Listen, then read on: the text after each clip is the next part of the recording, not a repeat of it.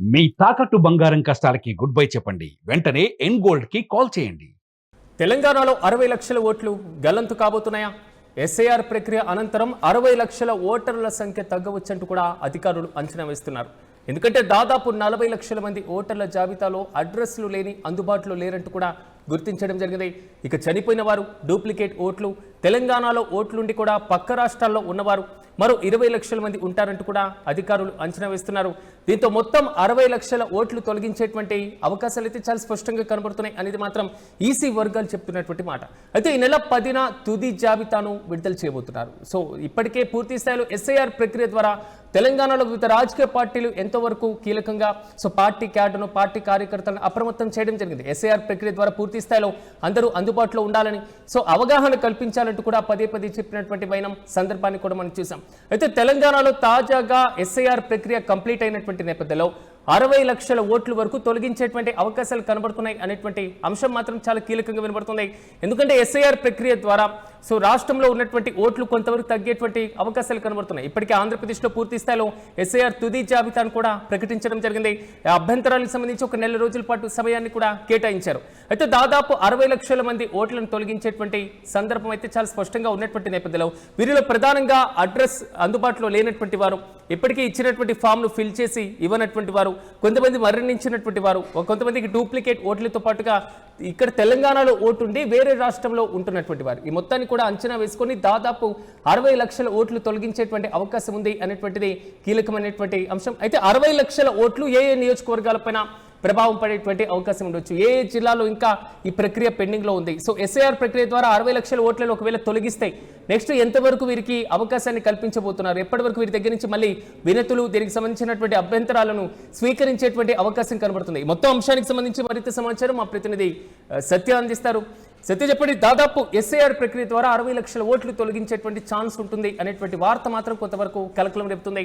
పూర్తి అప్డేట్స్ అంటే ప్రధానంగా ఏదైతే ఈ ఎస్ఐఆర్ ప్రక్రియకు సంబంధించి ఓటర్ జాబితా ఈ ప్రత్యేకమైనటువంటి సమగ్ర ఈ సవరణ ఏదైతే ఉందో దాదాపు రాష్ట్రం మొత్తం కూడా తెలంగాణ రాష్ట్ర వ్యాప్తంగా కూడా ఈ ప్రక్రియ జరుగుతుంది. ఇప్పటికే 2 దఫాలుగా ఈ ప్రక్రియను అంటే జూలై 23 వరకు అని ఫస్ట్ అనుకున్నారు. దాని తర్వాత ఆగస్టు 1 వరకు మళ్ళీ దాన్ని పోస్ట్పోన్ చేశారు. దాని తర్వాత ఇప్పుడు ఆగస్టు 10 వరకు కూడా మరి గడువు విధించిన పరిస్థితి ఉంది. ప్రస్తుతానికి క్షేత్రస్థాయిలో అన్ని విధాలుగా ప్రస్తుతం ఈ ఏదైతే ఎస్ఐఆర్ ఉందో ఎస్ఐఆర్ నడుస్తా ఉంది.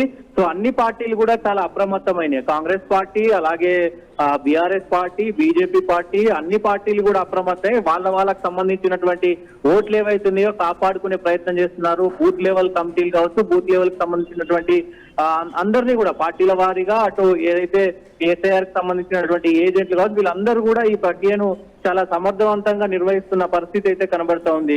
సిరాజ్, అయితే దాదాపు తెలంగాణలో 60 నుంచి 65 లక్షల ఓట్లు గల్లయంత అయ్యే అవకాశం ఉంది అనేది అయితే కొంత మరి సమాచారం వస్తున్న పరిస్థితి కనబడతా ఉంది. దీనికి ప్రధాన కారణం 40 లక్షల మంది ఓటర్లు తాము నమోదు చేసుకున్నటువంటి పాత అడ్రస్ లో అందుబాటులో లేకపోవడం, లేదంటే వేరే ప్రాంతాలకు వెళ్ళిపోవడం. అంటే ఇక్కడ ఈ తెలంగాణలో నుంచి వెళ్ళిపోయిన వారు కావచ్చు, అలాగే అడ్రస్ లేని వాళ్ళు కావచ్చు, వీటన్నిటిని కూడా దాదాపు ఒక 40 లక్షల మంది ఉన్నారు. అయితే ఇంకొక కారణం ఏదైతే మరణాలు కావచ్చు, అలాగే డూప్లికేట్లు ఓటర్లు కావచ్చు, అదే చనిపోయిన వారు కావచ్చు, లేదా 1, 2, 3 కూడా మరి ఓట్లున్న పరిస్థితి ఉంది. అవన్నిటిని కూడా మరి లెక్క పెట్టిన పరిస్థితి అయితే కనబడతా ఉంది. వాళ్ళందరికీ కూడా తీసేసే అవకాశం ఉంది. కాబట్టి ఇలాంటి వారు ఒక 20 లక్షల మంది ఉన్నట్టు తెలుస్తా ఉంది. మొత్తం 60 నుంచి 65 లక్షల మంది ఈ ఓటర్లను తొలగించే అవకాశం అయితే కనబడతా ఉంది. సిరాజ్, అయితే ఇప్పటికే ఈ ఓటర్లకు సంబంధించి Congress party, MIM party, BRS party 3 కూడా అభ్యంతరాలు వ్యక్తం చేస్తా ఉన్నారు. సమయం సరిపోవట్లేదు, ఎందుకంటే వీళ్ళు ఏదైతే ఎస్ఐఆర్ కి సంబంధించినటువంటి ప్రతినిధులు వెళ్ళినప్పుడు అక్కడ అందుబాటులో ప్రజలు ఉండట్లేరు. కావాలని ఇంకా కొంతమంది కావాలని ఈ ప్రక్రియ చేస్తా ఉన్నారు. బీజేపీ కుట్రపూరితంగా చేస్తున్నట్టు కూడా ఈ 3 పార్టీలు మరి విమర్శిస్తున్నాయి. అందుకే 2 సార్లు మళ్ళీ ఈ డేట్ ను కూడా మరి పోస్ట్పోన్ చేసిన పరిస్థితి అయితే కనబడుతుంది. అయితే ఇక్కడ 10వ తేదీన తుది జాబితాను విడుదల చేసిన తర్వాత మళ్ళీ అభ్యంతరాలకు ఏమైనా సమయం ఇచ్చేటువంటి అవకాశాలు ఏమైనా కనబడుతున్నాయి, ఉంటుందా అలాంటి ఛాన్స్? డెఫినెట్ గా సిరాజ్, ఈ మొత్తం తుది జాబితా విడుదల చేసిన తర్వాత ఇంకా మళ్ళీ ఆ కాలం అనేది అట్లే ఉంటుంది. మళ్ళీ కొత్త వాళ్ళు అప్లై చేసుకోవచ్చు.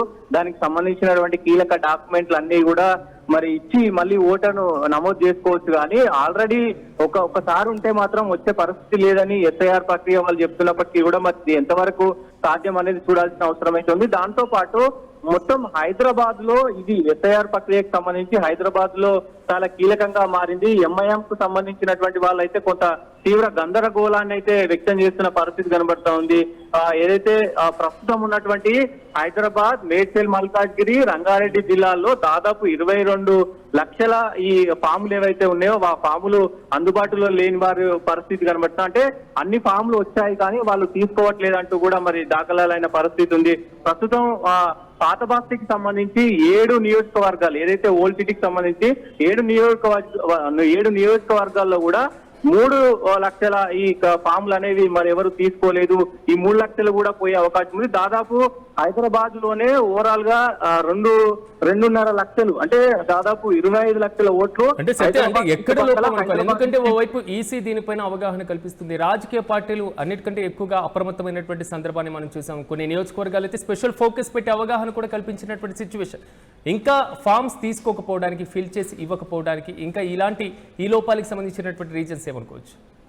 ప్రధానంగా సిరాజ్ అంటే హైదరాబాద్ లో కొంత ఈ జాబులు చేసుకునేవారు కావచ్చు, ఐటీ కావచ్చు, మొత్తం ఇతరత్ర జాబులు అందుబాటులో లేకపోవడం. ఎందుకంటే వాళ్ళు వచ్చేది 10 తర్వాత వస్తారు, ఉదయం 10 గంటల తర్వాత ఆ ఫామ్ ఇచ్చే వాళ్ళు వస్తారు. కానీ ఆ సమయంలో ఇంటి దగ్గర ఎవరు లేకపోవడంతో కూడా ఇది కొంత సమస్య జరుగుతుంది.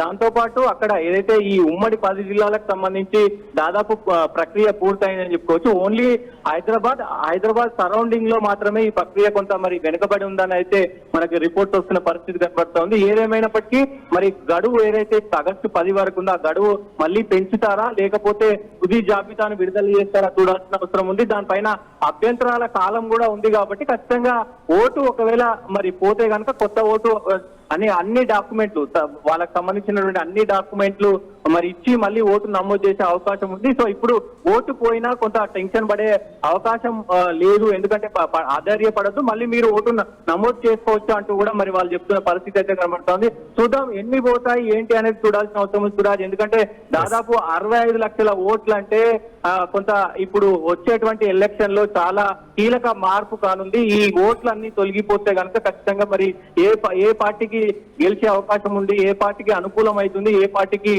నిరానుకూలం అవుతుందో చూడాల్సిన అవసరం కూడా ఉంటుంది Siraj. Right Satya, thank you. మొత్తం మీద తెలంగాణలో దాదాపు 60 లక్షల ఓట్లు గల్లంతయ్యేటువంటి అవకాశం ఉంది అనేటువంటి వాదన వినబడుతుంది. ఎస్ఐఆర్ ప్రక్రియ అనంతరం దాదాపు 60 లక్షల ఓట్లను తగ్గవచ్చు అంటూ కూడా అధికారులు అంచనా వేస్తున్నారు. ఇప్పటికే 40 లక్షల మంది ఓటర్ల జాబితాలో అడ్రస్ లేక అందుబాటులో లేరని గుర్తించారు. మరోవైపు చనిపోయినటువంటి వారు, డూప్లికేట్ ఓట్లతో పాటుగా తెలంగాణలో ఓట్లుండి పక్క రాష్ట్రాల్లో ఉంటున్నటువంటి వారు మరో 20 లక్షల మంది వరకు కూడా ఉంటారని అంచనా వేస్తున్నారు. మొత్తం 60 లక్షల ఓట్లు తొలగించేటువంటి ఛాన్స్ ఉన్నటువంటి నేపథ్యంలో సో ఏ విధంగా దీనిపైన రాజకీయ పార్టీలు స్పందించబోతున్నాయి? సో ఇప్పటికే పూర్తి స్థాయిలో ఇచ్చినటువంటి 100% ఫామ్లను కూడా చాలా మంది ఫిల్ చేయలేదు, కొంతమంది ఫామ్లనే తీసుకోలేనటువంటి పరిస్థితి. హైదరాబాద్ లాంటి భాగ్యనగరంలో కూడా సో అందుబాటులో లేకపోవడం కొంతవరకు కలకలం రేపుతుంది.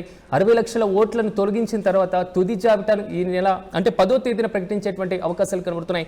దీనిపైన అభ్యంతరాలు కూడా కొంతవరకు గర్వించేటువంటి ఛాన్స్ ఉంటుంది. సో ఈ అభ్యంతరాల్లో ఏ విధమైనటువంటి అభ్యంతరాలను స్వీకరించేటువంటి అవకాశాలు కనబడుతున్నాయి? మళ్ళీ ఏమైనా కరెక్షన్ చేసేటువంటి ఛాన్సెస్ ఏమైనా ఉంటాయా? మళ్ళీ రాజకీయ పార్టీలు ఏ విధంగా స్పందించేటువంటి అవకాశం ఉంది అనేటువంటి ఇష్యూ మాత్రం కొంతవరకు ఉత్కంఠ రేపుతుంది.